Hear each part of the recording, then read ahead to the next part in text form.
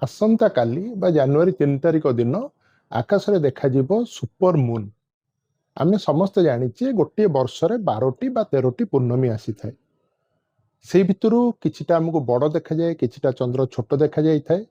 एई वर्ष हमर 2026 मसिया रे 3टी सुपर मून देखा जीवो एवं 3टी माइक्रो मून देखा जीवो।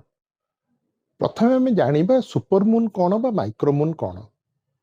आम समस्त जानिचे जे पृथ्वी चारिपट आम चंद्र बुलुची एवं प्राय 28 दिन थरे से पृथ्वी चारिपट थरे बुली आसता आ से गोटे गोलाकार पथरे न बुली गोटे अंडाकृति पथरे बुलुची। एई अंडाकृति पथरे बुलिया फल प्रत्येक मास चंद्र आमर निकटवर्ती होता है एवं किछि दूर को मध्य चली जाए।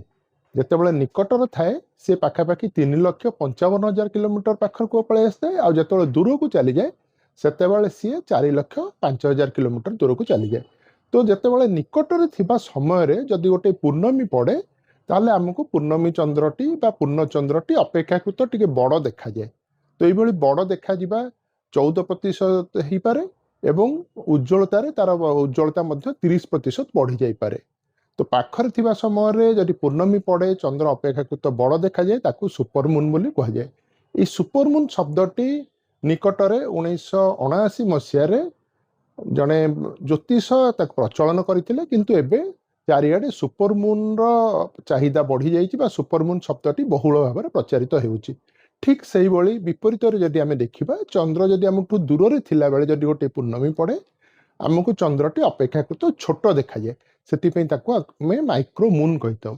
यही वर्ष 3टी सुपर मून आमको देखा प्रथमटी जनवरी 3 तारिखटे, द्वितीयटी नवेम्बर 24 तारिख और तृतीयटी डिसेम्बर 23 तारिख से 3टी माइक्रो मून देखा मे मसरे 1 तारिख और 31 तारिख 2टी माइक्रो मून और जून मसरे आ गोटे माइक्रो मून ये 3टी माइक्रो मून देखा एगुड़िक गोटे गोटे साधारण घटना जहाँ को आम खाली आखिरे देखिपर कारण पूर्ण चंद्र को आम खाली आखिरे देखिबार कौन असुविधा ना।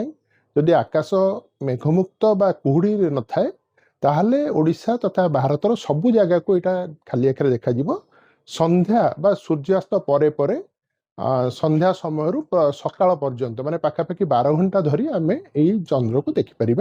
पूर्णमी दिन यथेष्ट अपेक्षाकृत बड़। तेणु आसतु ये गोटे गोटे सुंदर दृश्य को आम देखा महाजागतिक विषय किसी अधिका जानिबा माइक्रो मून कौन सुपर मून कौन से विषय अधिक तथ्य आम आहरण करवा। जदि आपंक आम भिडी भल लगा तेब आम चैनल को लाइक शेयर और सब्सक्राइब करने को जमा भी भूलु नहीं।